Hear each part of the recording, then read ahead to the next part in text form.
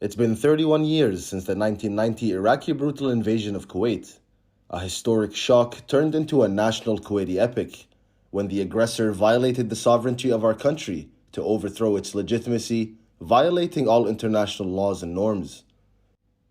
Thursday, August 2nd, 1990, at about 2 a.m. local time, the defunct Iraqi regime sent its troops across the borders into Kuwaiti territories and occupied the country in an attempt to topple the legitimate leadership, sovereignty, and independent identity, turning Kuwait, the pearl of the Gulf, into a scene of utter chaos and destruction. Since the early hours of the invasion, the Kuwaiti government and people utterly rejected the flagrant aggression, and Kuwaitis, both at home and overseas, stood by the side of the legitimate leadership to defend their country, freedom, and sovereignty. Led by the late Emir Sheikh Jabir al-Ahmed al-Jabir al-Sabah, the late Father Emir Sheikh Sa'id al-Abdullah Salim al-Sabah, the late Emir Sheikh Sabah al-Ahmed al-Sabah, who was a foreign minister at the time, His Highness the Emir Sheikh Nawaf al-Ahmed al-Sabah, who was the Minister of Defense at the time, and with the assistance of the Kuwaiti people, Kuwait was able to gain support of the international community, overcome the 204-day-long aggression, and achieve liberation. First choice is Arab League. Arab League is an organization for Arab countries. We are entitled to solve our problems in the Arab League. But when I met the Secretary General and presented to him on the 18th of July 1990, the only case which we have put, and the only information which we have passed to the Secretary General was on the 18th, giving him a copy of the letter replying to the letter of Tariq Aziz, which he sent to Arab League. And the Secretary General was very much surprised and also happy. Surprised because we did not ask the Security Council to meet, and happy because we went through the international channel. The international channels tell us in the charter that you should first start with your regional organization, then if you failed from the regional organization, you go to the international organization, which is the United Nations. We followed that step because we respect the Charter of the United Nations, and we know that problems does occur between Arab countries, but it might be solved within that framework, which is the Arab countries. And the whole week of the 18th of July until the 29th of July, intense diplomacy was the attention, taking the full attention of Security Council and the United Nations and the international media. On Friday morning, 1990, on August 3rd, the Arab foreign ministers held an emergency meeting in Cairo on the sidelines of the meeting of foreign ministers of Islamic countries, where they both condemned the invasion and demanded the Iraqi troops' withdrawal. On August 10th, another Arab League emergency summit took place in Cairo. The majority of Arab countries condemned the invasion and called on Iraq to withdraw its troops, and voted to send Egyptian, Syrian, and Moroccan military troops to the Gulf region to support Kuwait. The late Saudi monarch stressed that life and death were equal after the occupation of Kuwait, and there is no longer a difference between the kingdom and Kuwait, but rather one country. علاقة السعودية مع الكويت وعلاقة الكويت مع السعودية هي علاقة مصير وإلى الأبد، وأظن الكويت والسعودية أثبتت ذلك. Apart from the political and military role in support of Kuwait, the kingdom hosted the country's legitimate leadership, as well as the political and social blocs. The Kuwaiti government then took to Al Taif, west of Saudi Arabia, as a headquarter. At the same time, the Kuwaiti government began to act as a legitimate government to work for the liberation of Kuwait by all means, and the late Emir Sheikh Jabir al-Ahmed al-Sabah issued an Emiri decree on August 3rd, in which the first article stipulated that the government of the state of Kuwait be temporarily held in the Kingdom of Saudi Arabia. The historic conference began with the participation of 1,300 citizens from different sides, trends, and groups under Liberation, the slogan. History recorded the angry national stance that was embodied in the historical Pledge of Allegiance conference in Jeddah on October of 1990, in which the efforts to retain Kuwait's soil and sovereignty began. The Jeddah conference came out with a unified Kuwaiti voice in affirming legitimacy, in rejecting the invasion and insisting on liberation, in continuing the resistance, and in opposing any settlements with the defunct Iraqi regime. The conference focused on supporting the Kuwaiti resistance within the country and abroad until the goal of liberation was achieved. In an effort to spread regional and international awareness over the plight of the Kuwaiti people, the conference took the decision to send dozens of non-official Kuwaiti nationals to countries around the globe. The delegations, consisting of Kuwaiti citizens, helped in reflecting the people's support of the leadership, presenting an official and popular stance which detested the current status quo set by Iraqi occupiers at the time. On an economic level, the Kuwaiti leadership continued to financially support citizens and expatriates alike, despite the dire situation, providing assistance to citizens abroad and working from 130 countries who were living in Kuwait prior to the invasion. Also, the Kuwait Fund for Arab Economic Development continued operations even though the country was occupied, and provided loans to nations which sought cooperation with the fund. Inside Kuwait, citizens rejected the blatant aggression and stood united to defend their beloved country, rejecting all orders by the occupying forces which subjected them to arrest, torture, and in many cases murder. Many stories of courage and sacrifice highlight the fight of Kuwait's liberation from the brutal August 20, 1990 occupation, where martyrdom was a shared duty amongst men and women in the resistance movement. The Kuwaiti people played a prominent role in resistance to the brutal Iraqi occupation and topped the scene with their heroism and sacrifices over 7 months of the occupation. They were the voice of challenge against the invasion, playing pivotal and dangerous roles in providing food, healthcare, and all other services to the Kuwaiti society and igniting the fierce resistance against the invasion. In addition to the involvement of some of them in the underground resistance and military operations, attacking regime troops, and gathering intelligence for the Allies to restore their stolen homeland.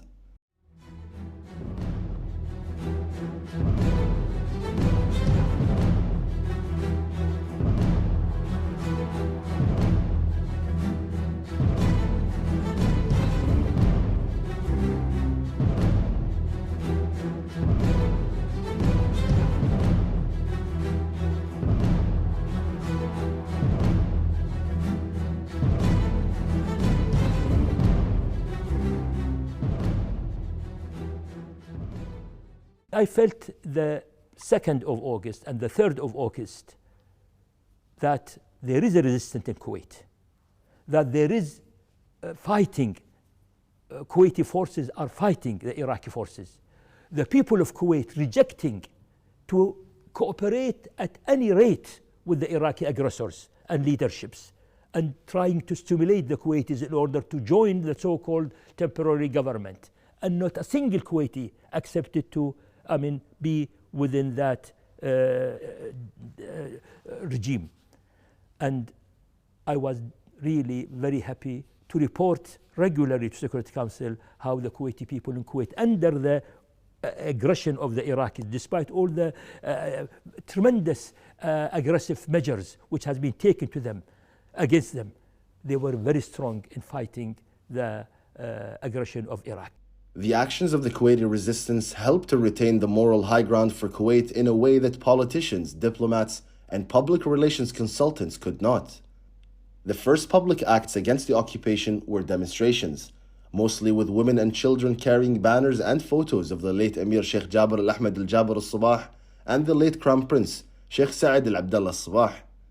Although the occupation forces isolated Kuwait from the outside world by cutting off communications since the beginning of the invasion, the martyr Asrar al-Gabandi brought out the voice of the resistance from inside occupied Kuwait to the international media, breaking the siege imposed by the aggressor. Just want you to know that they are ripping everything apart in Kuwait, taking it to Baghdad. We don't have any guns. We don't have any arms. A lot of them, they have been killed. And the ones that they captured, they just, they've been taking them, torturing them, and they have been killing them. Meanwhile, the resistance in the oil sector developed a plan to save as many of the oil fields as it could from destruction. They even helped the coalition forces fight off the invaders. The shape of the resistance grew out of the family that predominate in Kuwaiti life, so family members, friends, or colleagues, and these constituted their own authority.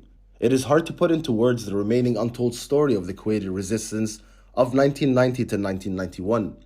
during the brutal invasion of our beloved Kuwait, where men and women on their entire age spectrum valiantly risked their lives to fight back against the regime troops and thwart the occupation of their dear homeland. And I went to the Secretary General carrying with me an official letter to call Security Council, and from him I went to the President of the Security Council, which he has been also knowing the case. He came to the United Nations, and I went to Ambassador Pickering, the Ambassador of the United States. He gave me all the details of what happened on the ground during the last 4 hours, because at that time 4 hours has passed since they have entered the Kuwaiti border. And immediately my request was to call Security Council immediately for a meeting and to ask for a total withdrawal of all Iraqi forces to the border of 4 hours ago.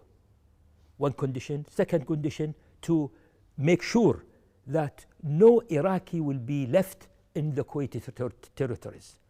And I met the rest of 15 members of Security Council, and as I was expecting, all of them were full support. The remarks which I want to emphasize, that the resolution has been passed in the United Nations Security Council at 6:15, early morning.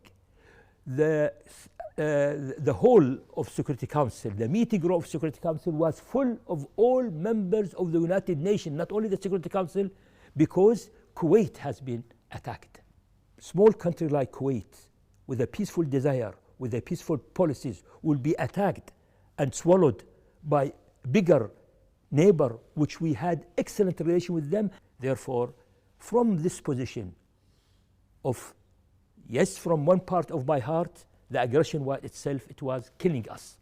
But from also the second part, the very strong stand of the member of the United Nations to Kuwait in respect of their sovereignty and territorial integrity was really giving me a hope that this case, with the support which we are witnessing, will be a successful case.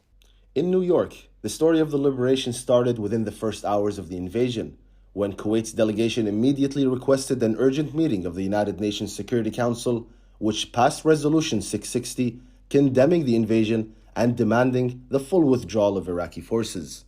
And Resolution 661 has been passed on the 6th of August, imposing economical sanction against Iraq and saving the Kuwaiti assets in the world and freezing the Kuwaiti assets in Kuwait. And that was one of the most strong stand it has been taken ever by Security Council against an aggressor. We thought that this, which really was unprecedented, will cause Iraq to reconsider its position and to withdraw the troops.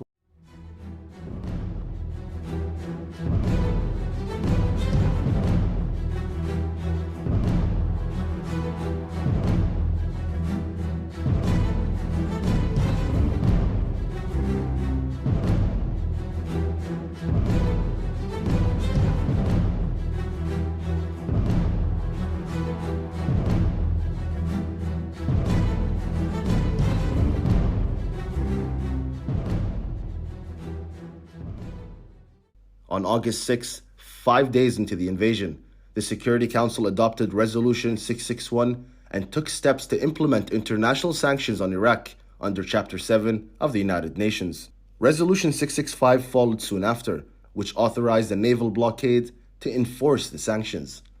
One of the major efforts that led to the liberation of Kuwait came when the late Emir Sheikh Jabir al-Ahmed al-Sabah delivered a speech to the 45th session of the United Nations General Assembly on September 27, 1990. Addressing the international community from atop of the United Nations podium, the late Emir Sheikh Jabir al-Ahmed said, "I come here today carrying a message from people who love peace and work for it, who extended their hands in assistance to all those in need." He added, "I come to you with a message from people whose country was just yesterday a model for peaceful coexistence and brotherhood with other nations, and a home where other people could meet safely. Today, those people are refugees holding on to hope, and others are being held captive or struggling and ready to sacrifice blood and soul, but not surrender and bow down to occupation. Sheikh Jaber reaffirmed in his speech that Kuwait, as always, would continue to aid just causes around the globe, noting that his nation was in need of assistance from friends around the world to end the injustice which befell upon his country. Since August 8th, almost a week after the invasion, the first US troops and aircrafts began arriving on Saudi soil, and throughout August the coalition forces steadily grew and took on a truly international character. The largest coalition since World War II was formed to oppose Iraq's aggression, consisting of forces from 34 countries, which include Argentina, Australia, Bahrain, Bangladesh, Belgium, Canada, Denmark, Egypt, France, Greece, Italy, Kuwait, Morocco, Netherlands, New Zealand, Niger, Norway, Oman, Pakistan, Poland, Portugal, Qatar, South Korea, the Kingdom of Saudi Arabia, Senegal, Sierra Leone, Singapore, Spain, Syria, the United Arab Emirates, the United Kingdom, and was led by the United States of America.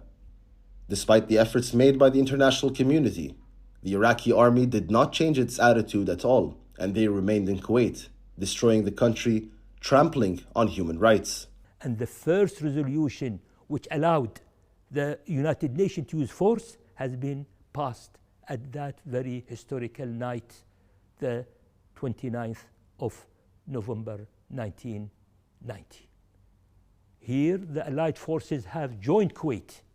Kuwait, that single country, was able to establish Allied forces to defend Kuwait, consists of 33 countries, surely headed by the United States, United Kingdom, Saudi Arabia, the rest of Gulf countries, but nevertheless, countries from Latin America, Argentina, Honduras, and Mexico, countries from Asia, countries from Africa, Nigeria, Niger, Morocco, all of them, they sent forces to Saudi Arabia to defend Kuwait. And the international community was really surprised. But not surprised because Africa has participated, but surprised because Kuwait, how much the name of Kuwait is important to the economy of the international community. Here was the legitimacy which the use of force has gained, not because of Security Council only, 15 members, not because of the United Nations only as officials, but because the people of the world has supported this effort. Under these circumstances, the UN Security Council passed a series of resolutions. One of the most important was Resolution 678, passed on the 29th of November 1990, which gave Iraq a withdrawal deadline until the 15th of January of 1991, and authorized all necessary means to uphold and implement Resolution 660, and a diplomatic formulation authorizing the use of force if Iraq failed to comply. Since the issuance of Resolution 678 on November 29, 1990, the morale of the people of Kuwait had changed. At home, the threads of rescue emerged with global mechanisms, a collective international decision, a decisive will, and a determined decision with the Kuwaiti government in Taif. The coordination mechanisms between the international coalition and the government of Kuwait escalated, with the preparation of the necessary arrangements for liberation and preparing the devices for the return of the hundreds of thousands of Kuwaitis that had been displaced around the world. Consultations began on organizing the entry of coalition forces into Kuwait and coordinating with the Arab coalition.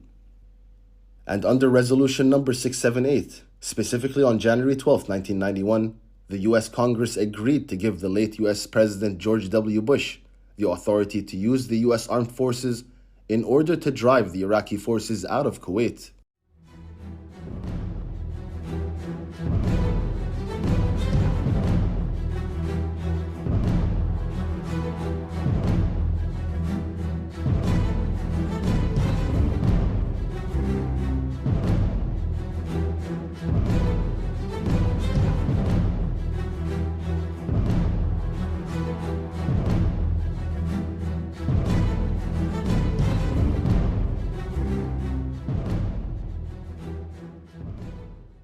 and respect for human rights find a home among all nations. The Gulf War put this new world to its first test. And my fellow Americans, we passed that test. For the sake of our principles, for the sake of the Kuwaiti people, we stood our ground, because the world would not look the other way. Ambassador El Saba, tonight, Kuwait is free. Very good. We're very happy about that.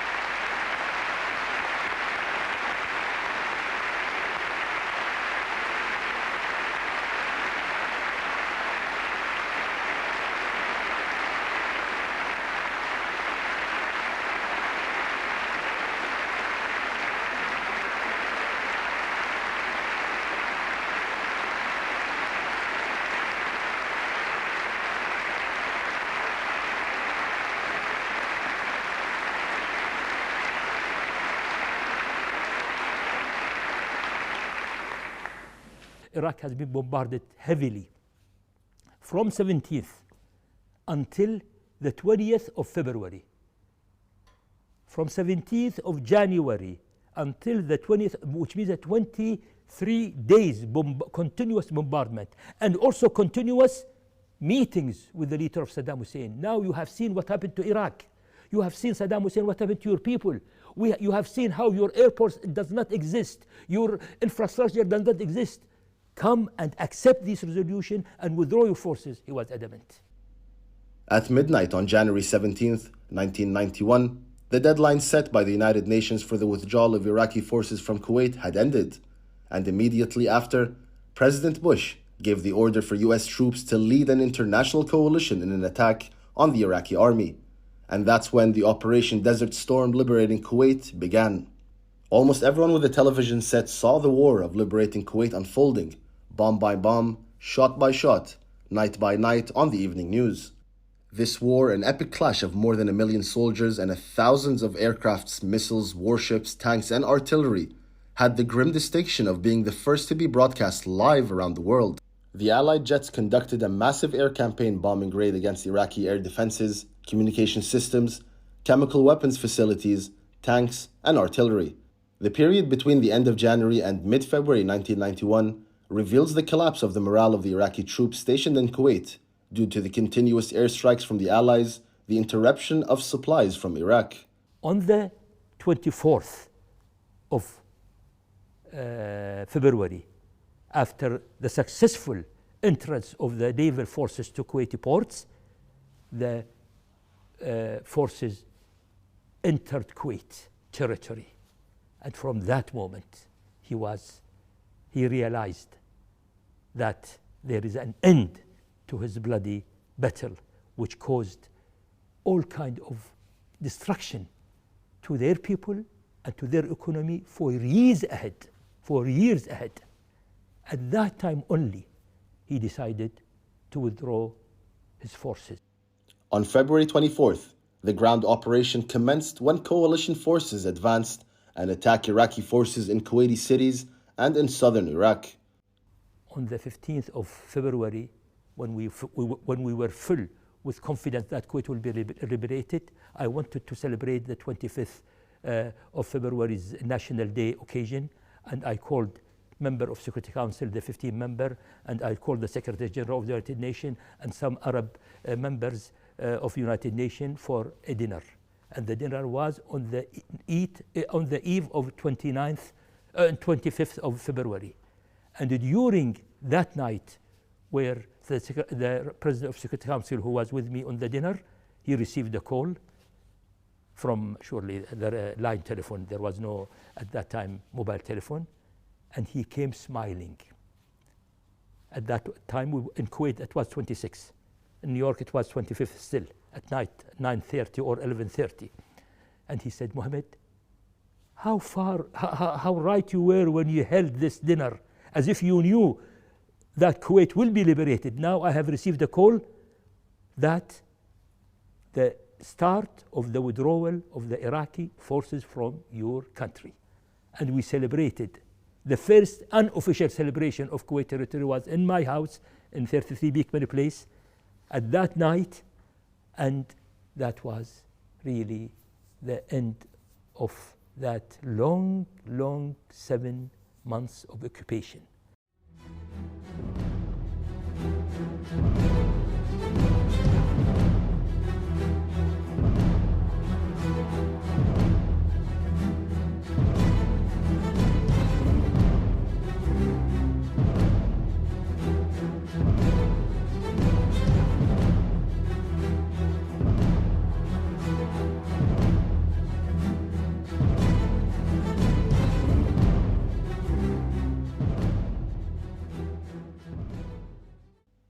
Iraqi troops surrendered in droves and withdrew from Kuwait on February 26, 1991, after setting fire to Kuwait's oil fields. Then, the US President Bush announced the liberation of Kuwait 100 hours after the launch of the ground operations, saying his famous phrase, "Kuwait, today is free." Tonight, the Kuwaiti flag once again flies above the capital of a free and sovereign nation. I am pleased to announce that at midnight tonight, Eastern Standard Time, exactly 100 hours since ground operations commenced and 6 weeks since the start of Operation Desert Storm, all United States and coalition forces will suspend offensive combat operations. Because they knew that they will withdraw. They knew that they are losing. They put in fire almost 700 oil fields. Totally put it in fire, totally. And the sky of Kuwait was just as if you are in midnight, the pollution which has beginning and does not have the end. But still, the liberation of Kuwait was worth it. We were so happy, and we have achieved what the Kuwaiti people deserve and what the leadership of Kuwait deserved at that time. As part of a scorched earth policy, the Iraqi forces set fire to nearly 700 oil wells and placed landmines around the wells to make extinguishing the fires more difficult. The disaster began in the run-up to the coalition's ground attack in Kuwait. Anticipating a beach landing, Iraqi forces released oil from tankers into the sea and pumped it from storage on land in order to create a sea of fire. By dumping 400 million gallons of crude oil into the Arabian Gulf, causing the largest offshore oil spill in history at the time.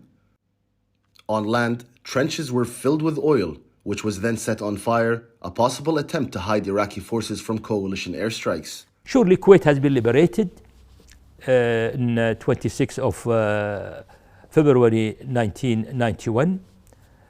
We pushed Iraq to implement all relevant Security Council resolutions except the borders, and they accepted the borders in 1994. The issues which has remained was the prisoner of war, the missing people, and the properties, and the stolen commodities which has been at large, and the compensation. We put these items under Chapter 7, sanction, that the sanction will be continued on Iraq until all these other 4 issues will be terminated at our satisfaction. That was the so-called the sanction against Iraq, which means the sanction against Iraq, the economic sanction against Iraq, did not stop after the liberation of Kuwait and the return of the legitimate government, but until all the rest, the refugees, the missing people, the return of all these commodities, and the compensation. These are the items which still existing, it was still existing against Iraq until 2003. 2003 was a new page because the people of Iraq has rebelled against their government, but he used the force against his own people. They refused to get rid of all their mass destruction weapons. Therefore, the United Nations took another decision that either they will remove their mass destruction weapons or they will be subjecting themselves to another use of force.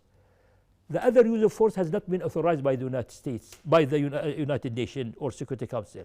United States took the issue on their shoulder, and they liberated Iraq from Saddam Hussein during 2003. And Kuwait was the first country in the Gulf to start to support the new regime of liberated Iraq, because we were helping them during the very critical months which the people of Iraq were suffering from the regime. Therefore, they appreciated well, as soon as Iraq has been liberated from Saddam Hussein's regime and the new government has been formed, a national government, so we started to help them.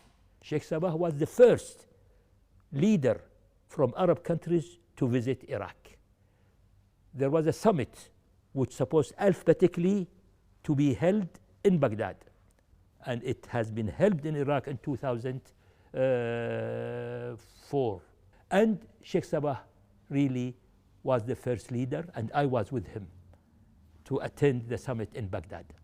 At that time, I was already in Kuwait. I left 2003, I left New York as a permanent representative. And Sheikh Sabah decided to really help reconstructing the Iraqi economy and support for the Iraqi government.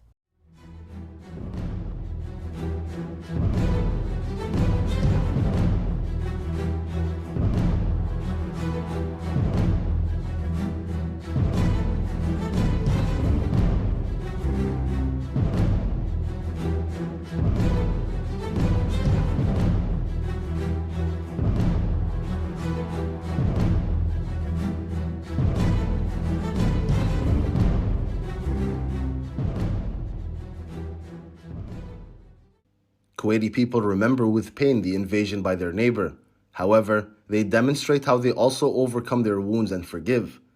Kuwait was keen on Iraq's exit from Chapter 7, which is to oblige Iraq to implement the international resolutions related to its invasion of Kuwait. In a step that is considered a concession by the Kuwaiti side in order to heal the Arab rift, and accordingly, 2013 witnessed Iraq's exit from that provision. And Kuwait was the first country in the Gulf to start to support the new regime of liberated Iraq, because we were helping them during the very critical months which the people of Iraq were suffering from the regime. Therefore, they appreciated well, as soon as Iraq has been liberated from Saddam Hussein's regime and the new government has been formed, a national government, so we started to help them. Sheikh Sabah was the first leader from Arab countries to visit Iraq. And Sheikh Sabah decided to really help reconstructing the Iraqi economy and support for the Iraqi government. With Iraq, Kuwait's vision of investing in peace and good neighborness showed the coherence of the course future policy towards Iraq, despite the events that passed through it. After IS rolled back from Iraq, Kuwait rapidly organized a conference to support the reconstruction of Iraq and pledged $100 million for the humanitarian needs of Iraqis and the reconstruction of liberated cities. The Donors Conference organized by Kuwait in February of 2018 was a milestone in the relations between Iraq and Kuwait. It was also the culmination of a long process supported by Kuwait to accept Iraq again in the Arab and Islamic incubator.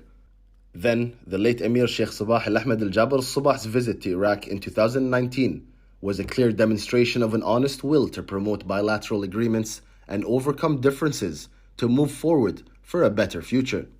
Moreover, Kuwaiti contributions to the reconstruction of Iraq are another example of the state of Kuwait's endeavor to build bridges of cooperation and interdependence to strengthen the Arab ranks, and Kuwait's financial aid extended through its economic and development funds to include its Arab neighbors and sisters in the form of grants, development, and economic projects and loans in its belief in the unity and Arab solidarity. Furthermore, the Iraqi governments have expressed close cooperation regarding the file of missing persons and prisoners and handed over to Kuwait a number of the remains of some Kuwaiti missing persons in Iraq over the past decade.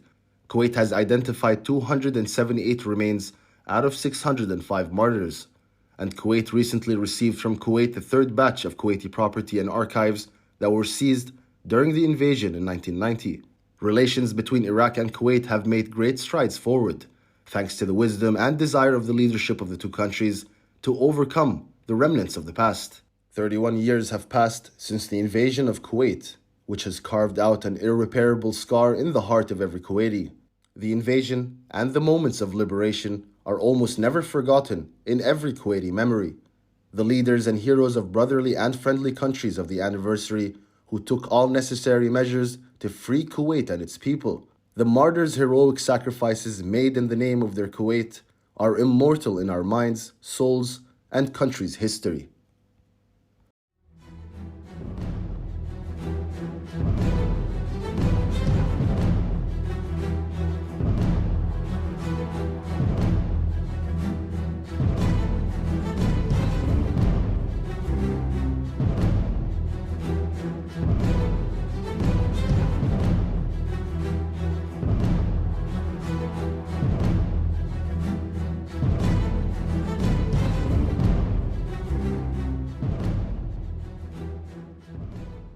You know, on August 2nd, 1990, Americans joined the world in shock and outrage as we watched Saddam Hussein's military forces cross into Kuwait.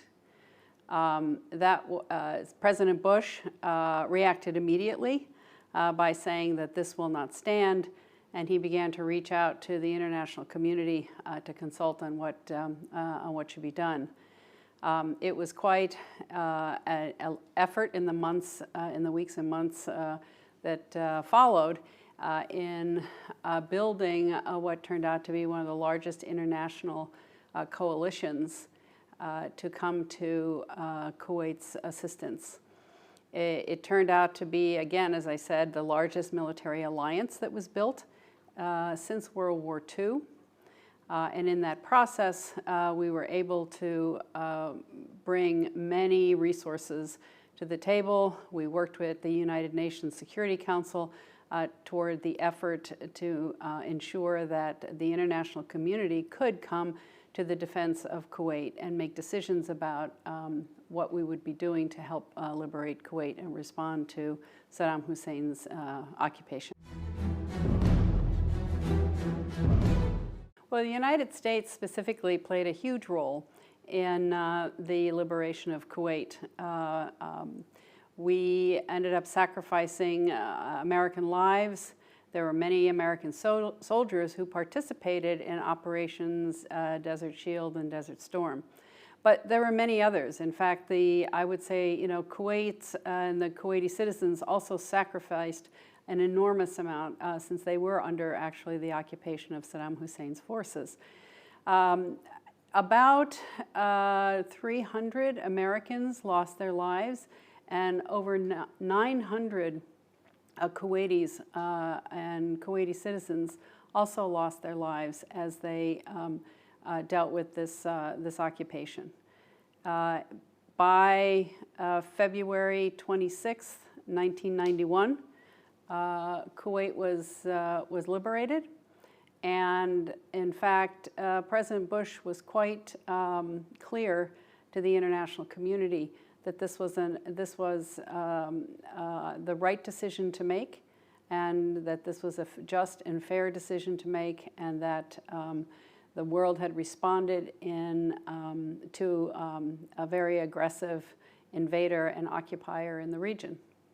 The international coalition that was created not only included NATO allies, but it also included many friends and neighbors in Kuwait, but it also included Europeans and across the international globe.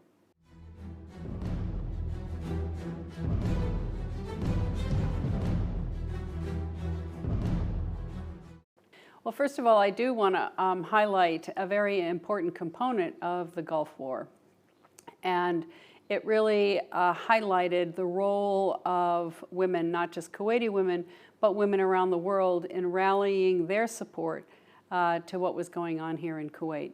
I had the privilege actually of meeting the sons and daughters of many of the Kuwaiti women who worked in the resistance and who supported the resistance and worked against the occupation. In many cases, the Kuwaiti women who were still here were very active in bringing food and supplies to people in need. They were working on providing information about what was going on in their specific areas. And in fact, they were very active in supporting the neighborhoods and how the neighborhoods were going to respond to the occupation that went on for quite a long time.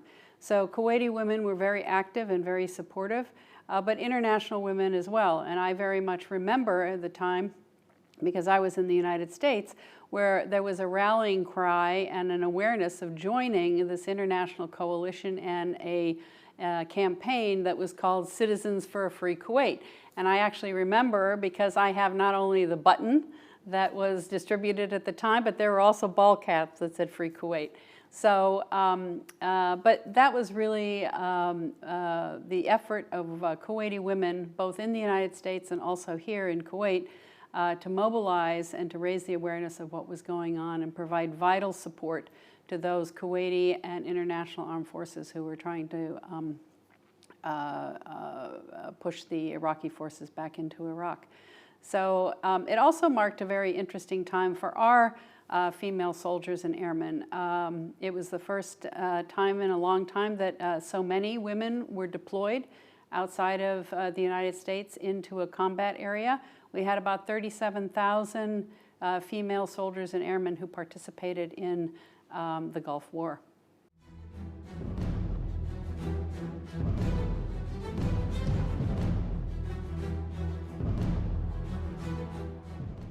First of all, the February 26th, a very important day for Kuwaitis, and it's a very important day for Americans as well.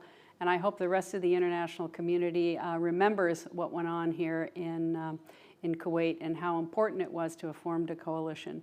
I also want to spend some time honoring Kuwaitis and Americans and others who died during their heroic efforts to liberate Kuwait. It is a very important day for all of us to remember. But you know, the relationship between the United States and Kuwait has not only remained strong and focused on defense and security, but over the 31 years since liberation, the U.S. and Kuwaiti relationship has expanded well beyond that. We work very closely together on trade and investment. We have deepened our cultural ties. We've expanded our educational exchanges. We have close to 10,000 Kuwaiti students who study in the United States. And so we're very proud of that relationship. Every year we work even harder together to deepen that friendship and that partnership and the strategic alliance that we have with Kuwait. So I look forward to not just the past as we reflect upon it, but also look forward to another 30 years of a very deep and solid, a very important relationship that we have with Kuwait and the Kuwaiti people. As President Bush said on February 26, 1991, quote, "We went halfway around the world to do what was moral and just and right. We fought hard, and for the sake of our principles, for the sake of the Kuwaiti people, we stood our ground."